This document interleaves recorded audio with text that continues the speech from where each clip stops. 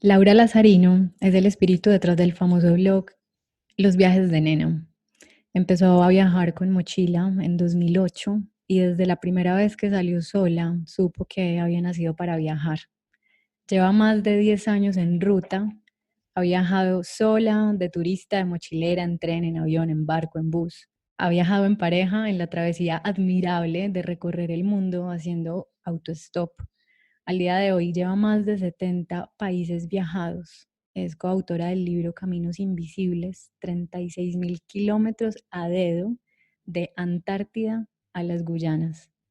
Una de sus más recientes travesías fue unir Cairo con Ciudad del Cabo a dedo en 15 meses. En la actualidad está practicando la vida sedentaria en casa, escribiendo y dictando talleres de escritura.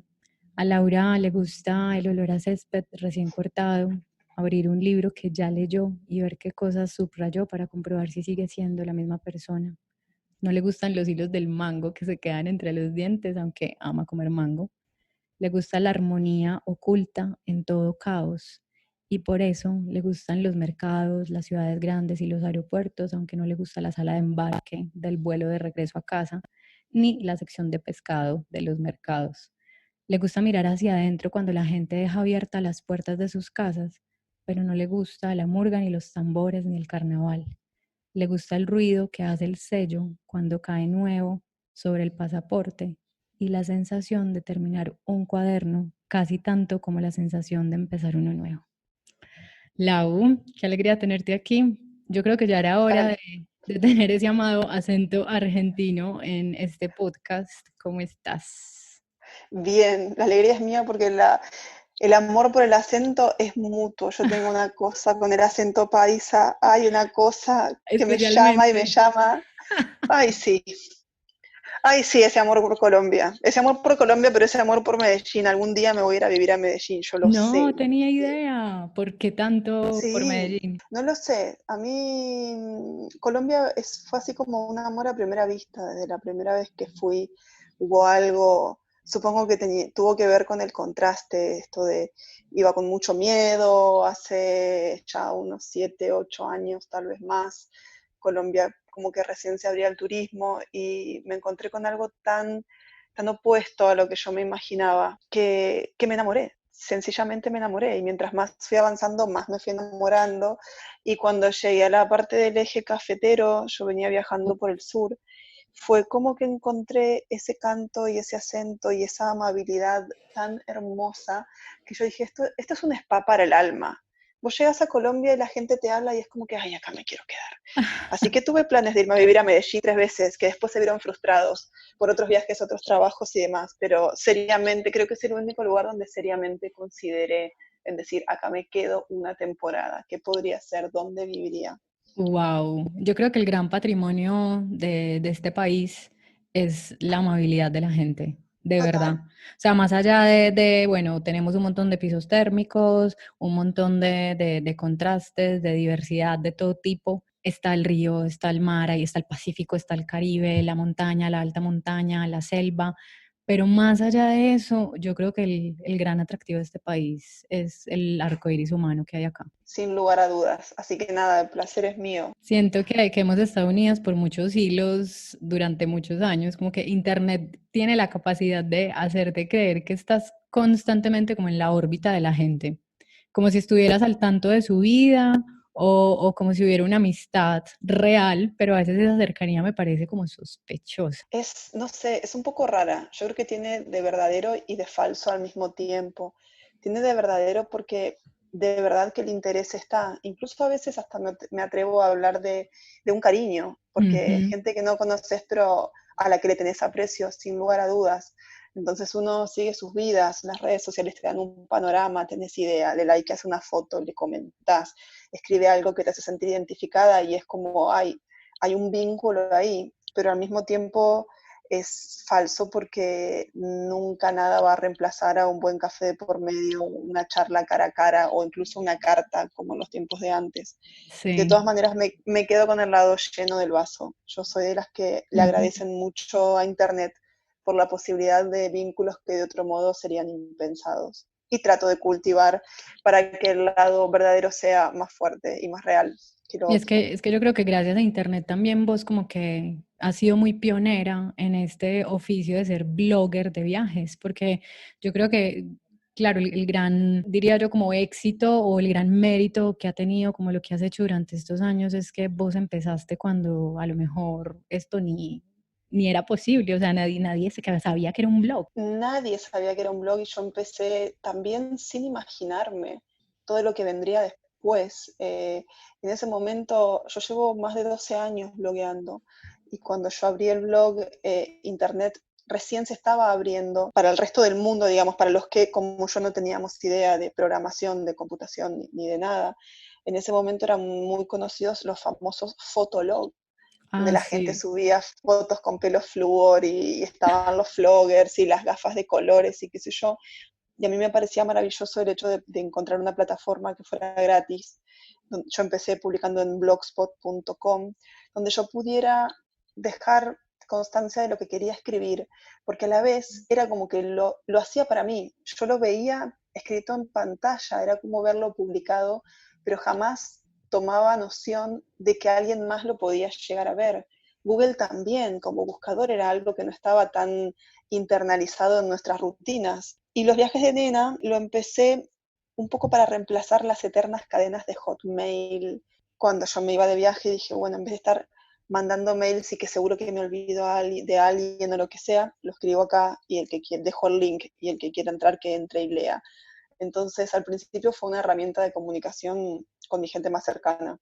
Y después pasó todo lo que pasó y acá estamos y en mi vida me imaginé que iba a tener que aprender la cantidad de cosas que tuve que aprender. Sí que me ha dado cosas muy buenas Internet, y he Me conocido llama mucha mucho la atención gente. esto de la valentía de empezar a publicar en un blog, porque yo creo que muchas de las personas que en algún momento han querido tener un blog se cortan porque, bueno, no, y el anonimato, y me va a leer mi familia, y me va a leer todo el mundo. ¿Vos nunca te llegaste a tener como consideraciones de ese tipo? Las tuve, pero cuando ya era demasiado tarde. Yo me acuerdo que la primera vez que tuve miedo de publicar algo así por temor a que me leyera mi familia fue cuando probé ayahuasca en la selva en Ecuador. Tuve una experiencia maravillosa y tenía muchas ganas de compartirla, sobre todo porque el objetivo principal de mi blog siempre fue, después, digamos, después del hecho de compartir todo con mi familia, fue también encontrar esa información que yo buscaba y que no hallaba en la web. Entonces, no había en ese momento, cuando yo empecé a viajar en el 2008, blogs de chicas que viajaran solas. Era como que era un mundo de hombres y yo decía, tiene que haber mujeres que lo hagan, no puede ser. Y con el tema de la ayahuasca lo que me pasó es que encontraba muchas cosas científicas, yo soy muy temerosa de todo lo que sea cuestiones de salud y del cuerpo, como que no voy por el experimento así Sí. de cabeza sin asesorarme bien antes, y encontraba cosas científicas de qué te hacen el cuerpo y qué sé yo, pero no encontraba ningún relato como, bueno, esto es lo que me pasó, me morí de, no sé, el dolor de panza o lo que Sí. fuere. Entonces lo quería contar y dije, wow, ¿qué van a pensar mis padres cuando lean que estoy tomando drogas en el medio de la selva? Y dije, bueno, ya está, yo lo subo y que sea lo que Dios quiera.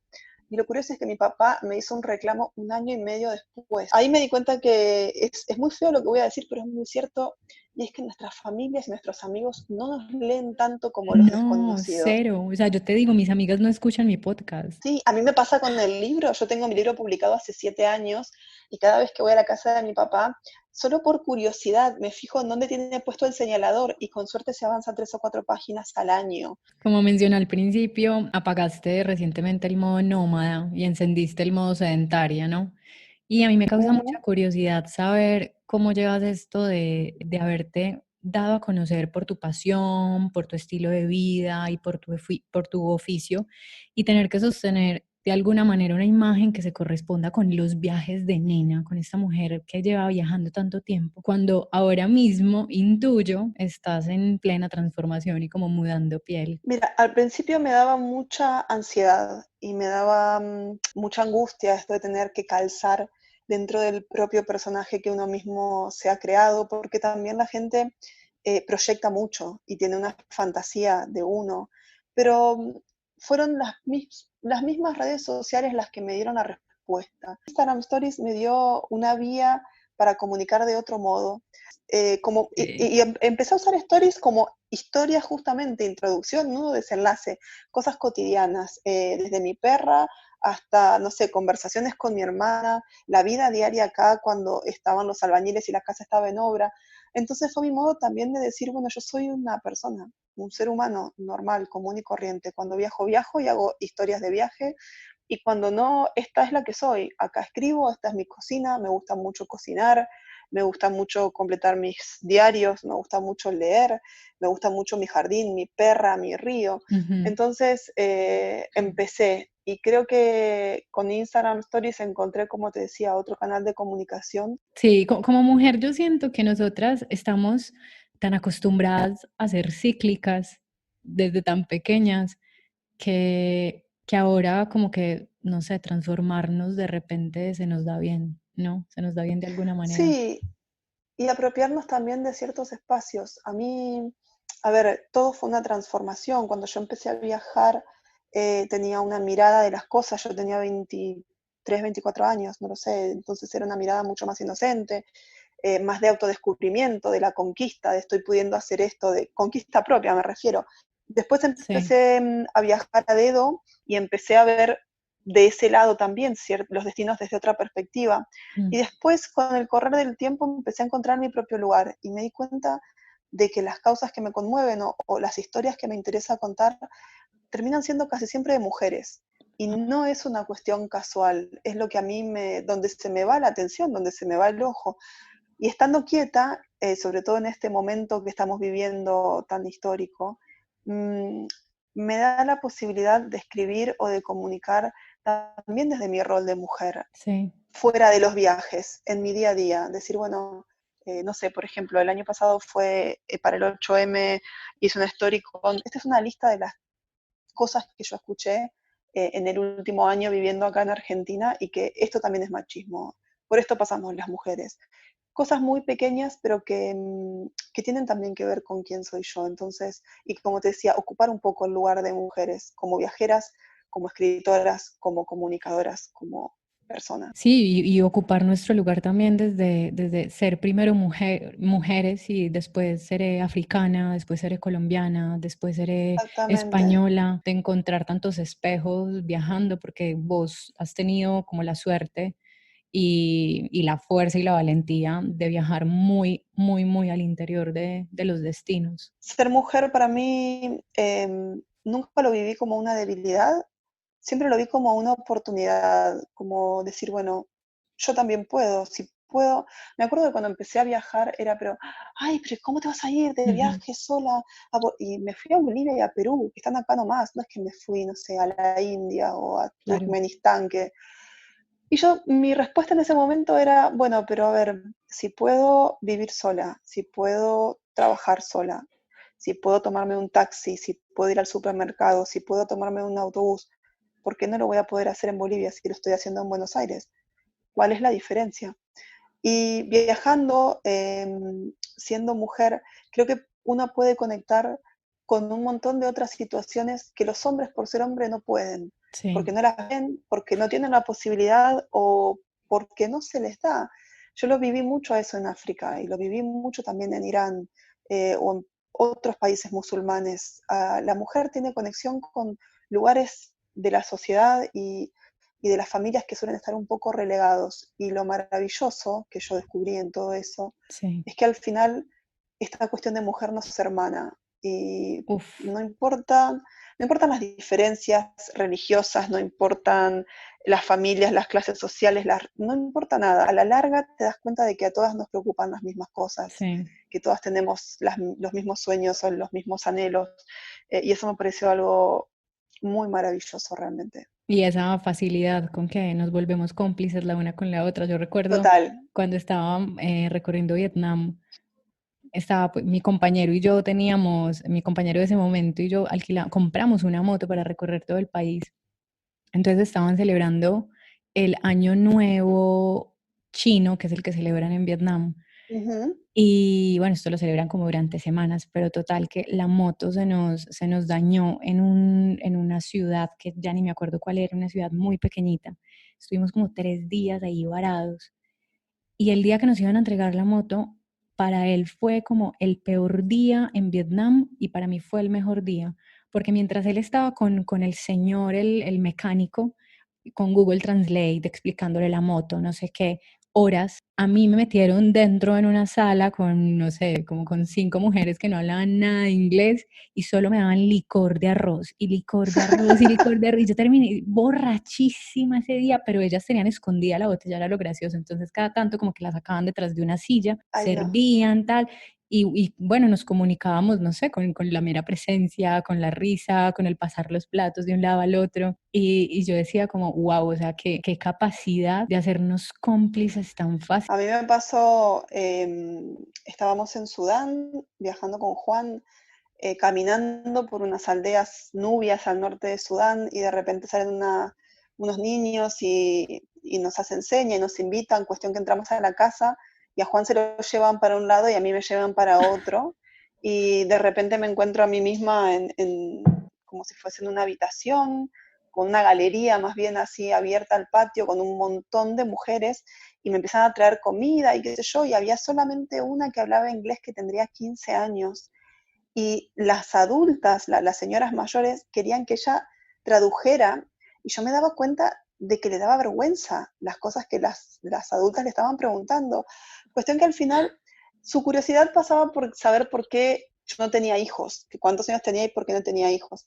Entonces me empezaron a hacer las preguntas sexuales más directas que se te puedan ocurrir, que esta No, niña le daba terror traducirme y era, pero, ¿y, ¿y tenés sexo con tu marido?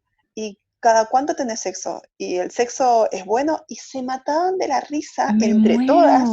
Y yo dije, bueno, tengo dos opciones acá, o sea, o me hago la tímida o se las redoblo a la apuesta y no, no, no, nos despansamos. Al final, yo después entendí que todas sus preguntas era porque no entendían cómo puede ser que si tenés sexo y a vos te funciona y a tu marido le funciona, no tengas un bebé. Claro. Como que la cuestión anticonceptiva no, pero cuando ya saltamos esa barrera y entonces entendieron, yo les había dicho que bueno, en Argentina el bebé llega después de que construís tu casa y qué sé yo, me empezaron a preguntar que cómo hacían para curarse las estrías después de un embarazo, que cómo hacían para sacarse la celulitis, y yo decía, no puedo creer. Estas mujeres Wow, tapadas de pies a cabeza se empezaron a desnudar adelante mío para mostrarme todas sus cicatrices del embarazo. qué Y hermoso. como, claro, no, no, no, fue una cosa tan linda. Ellas me seguían dando comida, yo no podía comer más porque estaba llenísima. Y les hice un gesto así como de la boca llena y ellas interpretaron que yo no quería comer para no engordar. Entonces pasamos del sexo a los tips de belleza, todos. Y yo decía, puta, estoy en el medio del desierto, no tenemos aparentemente nada en común. Y sin embargo, la charla que tengo con estas señoras es una charla que puede tener con cualquier persona Perfectamente.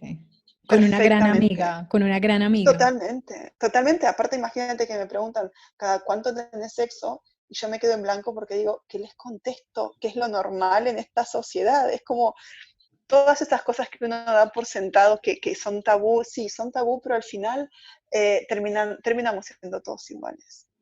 Lau, ¿te ha costado encontrar la sensación de casa, de hogar como tal?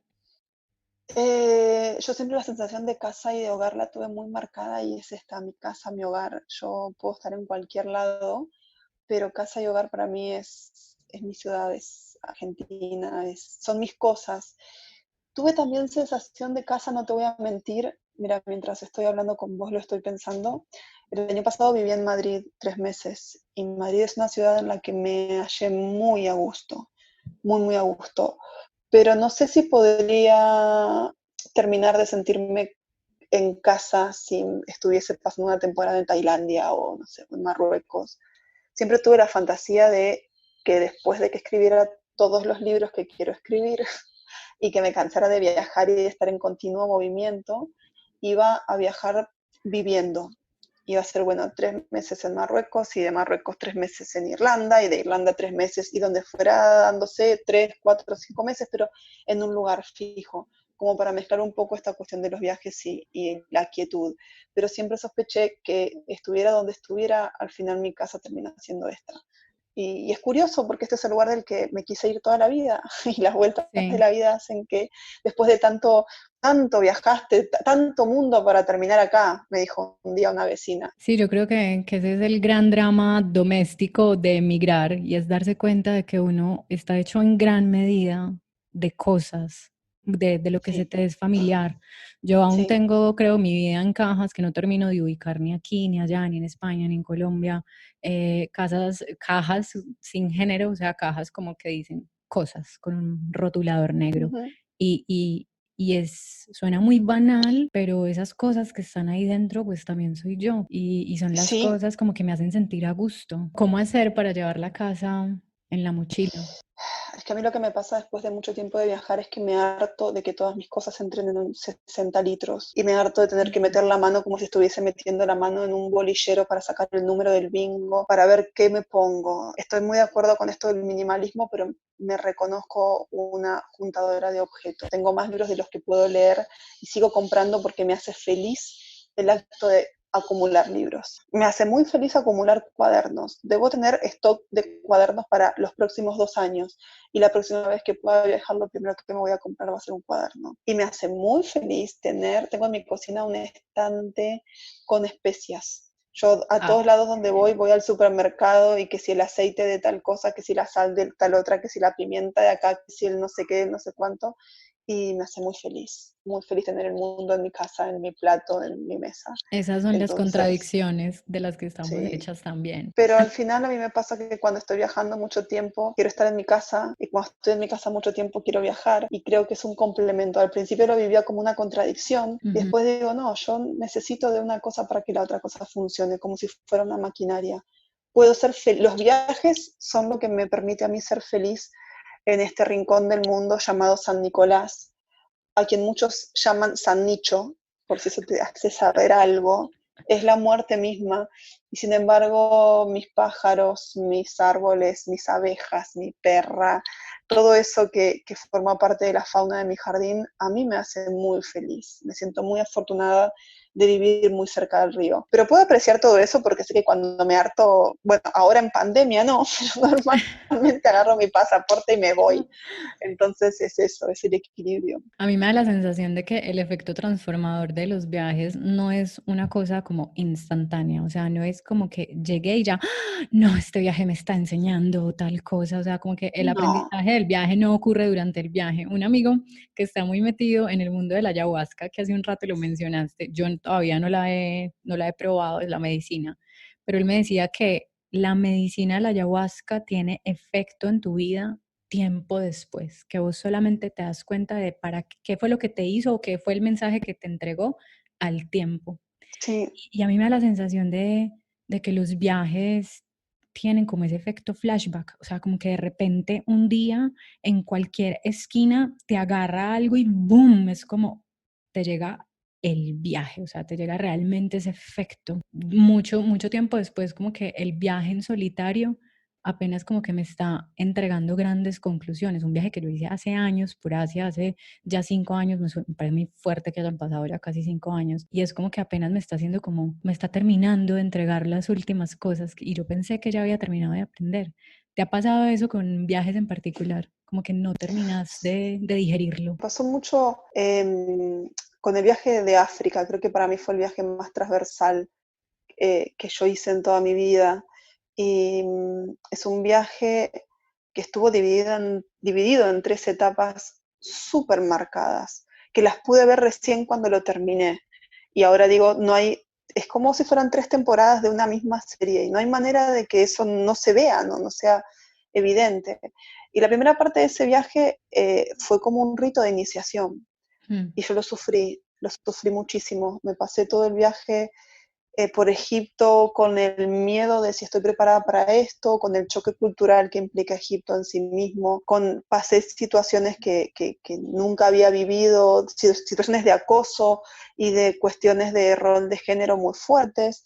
Después entramos en Sudán y Sudán es un poco como la Colombia africana, es un país que tiene ahora una prensa que no es para nada favorable como en su momento pasó con Colombia, y sin embargo es un país de puro amor. La gente en Sudán es maravillosa. Yo me sentí muy, muy a gusto. Y después de ahí fuimos a Etiopía y yo me pasé todo el viaje por Etiopía llorando. Sí, Llorando, pero llorando de qué estoy haciendo acá, por favor, ¿quién me manda? Luego de eso vino la parte de África Central, Kenia, Tanzania, Uganda, Ruanda, y eso fue como encontrar a la tribu a la que uno pertenece.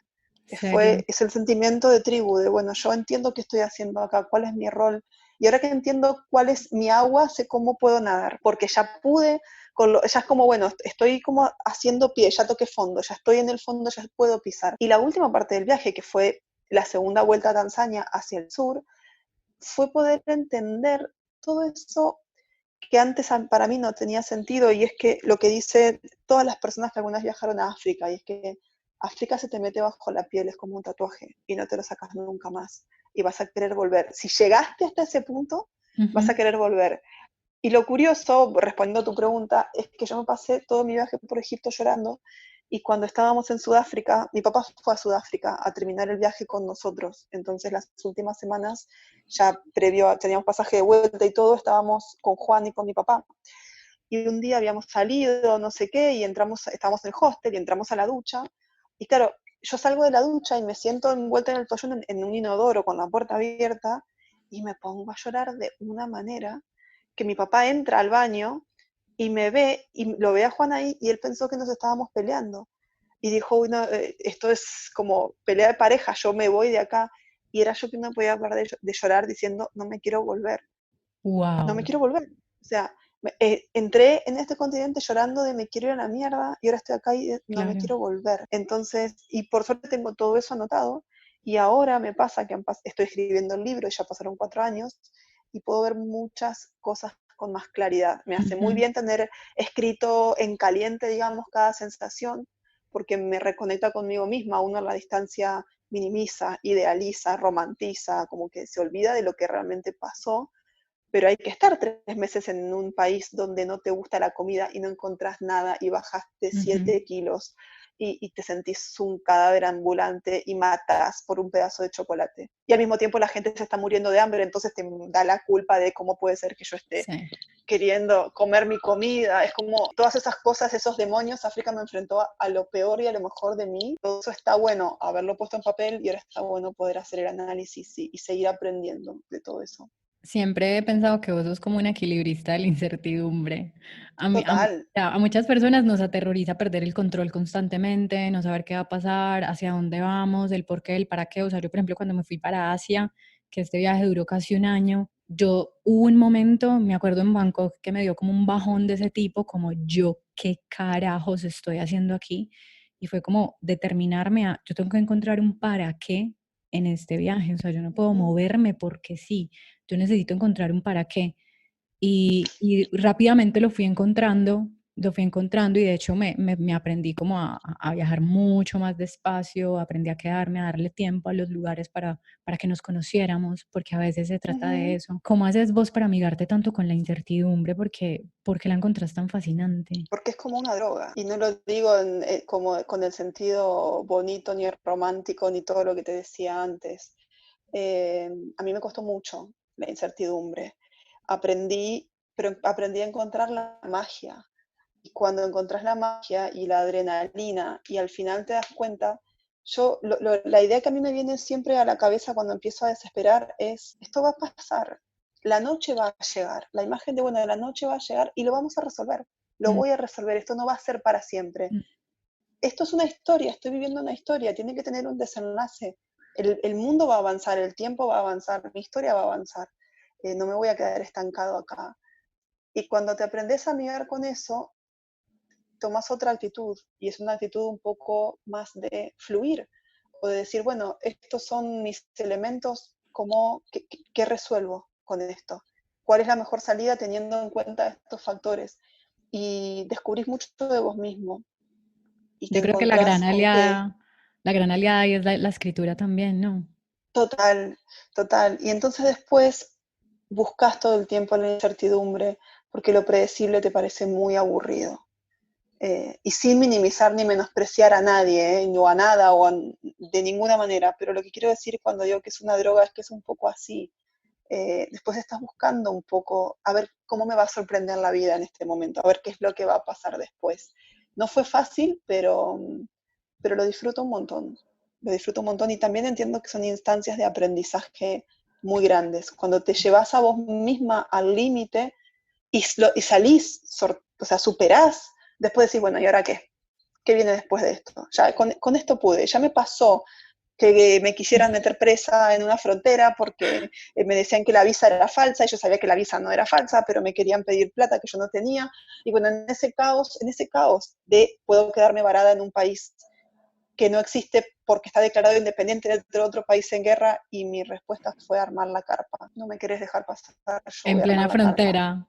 En plena frontera, te armo la carpa, tengo 10 días de visa más, el tipo quería que le pagáramos $60 que no teníamos y que como tienen un bloqueo económico no había tampoco de dónde sacarlos, y empezó a amenazar con que lo que había en mi pasaporte era falso y que me iba a meter presa por falsificación de documentación oficial. Y yo dije, tengo dos alternativas, o me pongo a llorar y desespero, o me lo tomo con mucha paz. Y dije, mira, yo sé que lo que vos decís no es cierto, y vos sabés que lo que vos decís no es cierto. Estás haciendo tu trabajo, yo lo entiendo, voy a armar la carpa. Y me puse a armar un iglú amarillo fosforescente en el medio de la frontera Somalilandia-Djibouti. Claro, en 10 minutos eso estaba lleno de gente, y era como, a esta loca, ¿qué le pasa? Bueno, finalmente nada, nos dejaron pasar, esa es una historia mucho más larga, pero te quiero decir, después de esa adrenalina, es como, bueno, ¿y ahora qué? ¿Y Claro. ahora qué me toca? ¿Qué Es nueva como, cima conquisto? que ya está, ya está. ¿Qué crees que nos perdemos al viajar por la vida con todo planeado? Muchísimo, la sal de la vida, Mm. la magia de la incertidumbre, justamente, la magia de los encuentros, la sorpresa. El otro día me preguntaban para unos estudiantes de una universidad de tecnología si no los podía ayudar para un trabajo. Y les dije, bueno, a ver, sí, porque seguimos tu blog y no sé qué. Bueno, y me mandan preguntas del estilo, ¿cuáles son las 5 apps que no pueden faltar en tu viaje? Si se te perdiera el teléfono en tu próximo viaje, ¿qué harías? Y le digo, mira, con todo respeto, se ve que no tenés idea de cómo viajo, está más que bien, pero estas preguntas no aplican porque soy la viajera anti-teléfono. Me compré un teléfono para el viaje por África, o sea, todo lo demás sin. Soy la viajera anti-app, yo voy con mapa de papel y voy un poco más a lo que tenga el país y para presentarme. Creo que a veces nos perdemos de muchas cosas por estar mirando la pantalla. Pero vas Está un poco, buenísimo vas como un poco al juego también, o sea, como es posible que, pero si esa ruta la puedes hacer en tren o sacándote un pasaje de autobús, o sea, ¿por qué pararte a hacer autostop al lado del camino? porque nunca sabes, vos cuando te tomas un tren, sabes que llegas del A al B. O sea, Ujú. vos te tomas un tren desde punto A punto B y en el medio ya sabes qué es lo que va a pasar. Vas a tomar el tren y vas a llegar. Cuando haces autostop no sabes quién te va a frenar, no sabes qué desvío te puede estar esperando. Entonces es un poco como tirar los dados, Sí. es un poco jugar con la incertidumbre. Pero también creo que es muy interesante como por fortalecer un poco el músculo de la confianza en uno mismo. Aprendemos mucho que el estilo de vida es algo que compramos y no que creamos, que vamos Es que esculpiendo en el la, camino. Nos inculcan una especie de precariedad interior, o sea, como, no, es que vos, o sea, si esto ya está hecho, ¿por qué te vas a inventar otra forma de hacerlo, sabes? Tal cual, y además el dinero da una falsa sensación de seguridad. Mucha Ujú. gente decía, ay, pero ¿y no te da miedo subirte al auto de un desconocido? Y bueno, y cuando te subís a un taxi, ¿qué estás haciendo? ¿Cuál es la diferencia? Que le estás pagando. Y en definitiva, ¿cuánta gente lo han robado o ha tenido una mala experiencia arriba de un taxi? ¿Y cuánta gente leíste que tuviera una mala experiencia haciendo dedo? En definitiva es un poco también estadística. No digo que todo el mundo tenga que hacerlo, ni que no sea inseguro, tiene sus riesgos, pero tiene su riesgo como todo. El hecho de estar comprando algo a veces nos hace sentir que como hay plata de por medio, eso es infalible o eso es 100% seguro, cuando en realidad no siempre es así. Como un ejercitar un poco el azar, la relación con el azar, ejercitar un poco el soltar el control. Yo la verdad es que nunca he hecho autostop, pero valdría la pena. Pero no hace falta, podemos hacerlo, ¿eh? Mira que yo he hecho autostop muchas veces con gente que lo hacía por primera vez y me encanta Sí, porque lo disfruto del doble, así que te dejo el desafío. acepto, acepto. Pero a ver, tampoco hace falta que sea autostop. Yo creo que esta cuestión de de ponerse en contacto con lo desconocido o de ejercitar el músculo de la confianza, no se da solamente haciendo dedos, se da cuando te alojas por Couchsurfing, se da Sí, cuando viajas sola y conversas con la persona que está sentada al lado tuyo en el colectivo, se sí. da cuando pides ayuda. Creo que también hay como un tabú en esto de pedir ayuda, la oda a la autosuficiencia. Tengo TripAdvisor y tengo todo en el teléfono y entonces ya estoy en mi casa y sé a qué hotel voy a ir y dónde voy a ir después. Y, y es como que no necesitamos a nadie, cuando en realidad lo lindo se da precisamente cuando nos abrimos. Entonces, incluso hay apps como, no sé, BlaBlaCar o Ah, me encanta, estas yo que la uso. son... Es como hacer autostop también, es subirse al Mm, auto a un desconocido, es necesitar a otra persona, es salir un poco de la burbuja en la que vivimos de individualismo y hablar con el que está al lado. Y a veces el que está al lado tiene mucho para decir. Muchas de las grandes historias claro, terminan dándose con gente claro. a la que uno se expone. Hay que exponerse un poco más y perder el miedo a pedir ayuda. ¿No? No nos hace menos personas, nos hace más humanos. Que es también como perder el miedo a acompañarnos, porque es que los viajeros somos como una nación flotante todo el tiempo. Ujú. Nunca yo creo que habíamos sido tan nómadas en la historia de la humanidad y aún así nunca habíamos sido tan individuales también. O sea, Sí, una app de repente te aísla. es simplemente hablar con la gente. Es hablar con la gente e iniciar una conversación más allá de la necesidad puntual de voy a comprar pan o necesito saber dónde está una calle.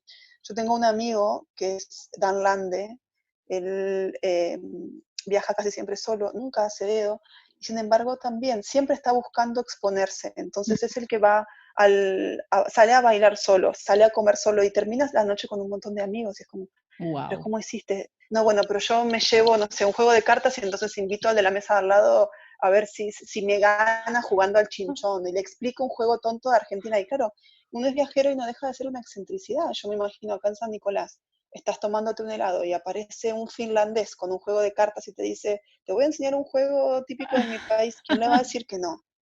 Total. Entonces, es un poco eso, Sí, es que exponerse ese un es el poco. gran encanto finalmente de viajar, que te puedes quitar caretas o te puedes poner las que quieras y el anonimato te permite también como explorarte en un montón de facetas que a lo mejor Sí, estando en tu lugar y rodeado de la gente que te contiene tanto, pues no sos capaz de hacer. ¿Has a ver, escuchado hablar del síndrome del pato? no, El síndrome del pato es que los patos por encima de la superficie, digamos, parecen como muy plácidos y tranquilos, pero por debajo están todo el tiempo moviendo como las paticas ah, frenéticamente. es muy Entonces, bueno. te hago esa pregunta porque siento que en esta quietud obligada que estamos viviendo en este momento, como que hemos interiorizado mucho esto de que tenemos que estar vendiendo una imagen, una reputación, un valor añadido de nuestro trabajo, en nuestras redes sociales, en nuestra propia vida. Queremos parecer, queremos ser, queremos hacer, y luego por dentro es como, creo que a lo mejor no quiero esta velocidad. He pensado mucho en esto, incluso antes de la quietud. A veces me pregunto por qué nuestra generación o por qué en nuestro tiempo tenemos esta pareciera obligación de trascender, de buscar la pasión, de ser productivos, de hacer Uf, algo que cambie el mundo, de ir tras nuestros sueños, porque si no tenés sueños no sos válido. Y bla, bla, bla.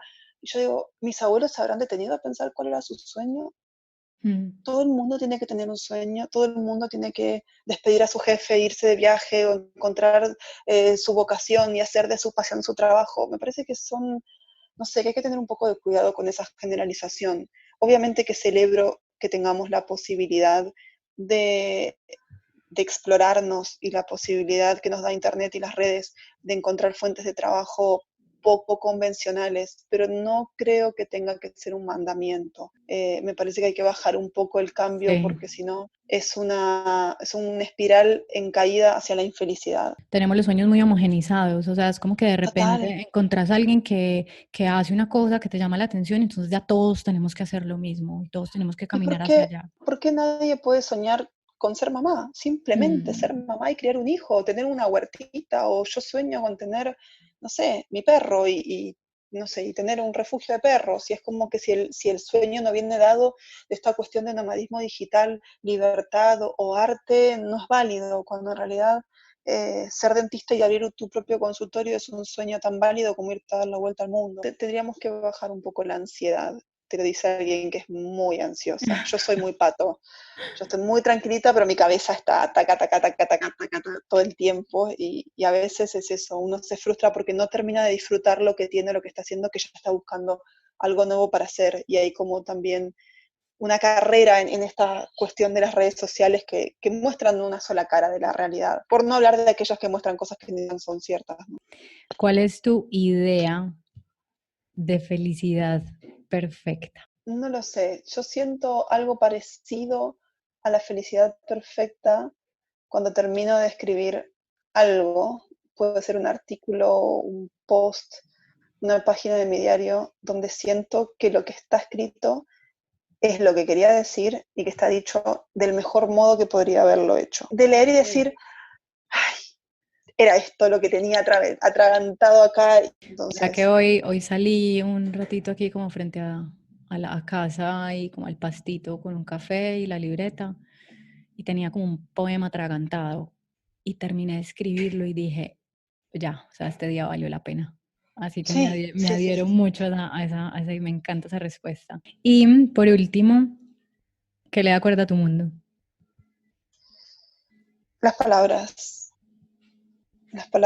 los pájaros que cantan a toda hora en mi ventana, eh, el río, los barcos que pasan por lo que sería casi el patio trasero de mi barrio y siento que me traen el mundo porque son cargueros y entonces siento que el mundo pasa por el patio de mi barrio acá a 6 cuadras de donde vivo y eso me hace sentir viva y conectada con el resto del planeta. Bueno, Lau, llegamos al final de esta conversación. Que la próxima entonces sea, no sé, compartiendo carretera o Ay, ojalá. destino y tomando té.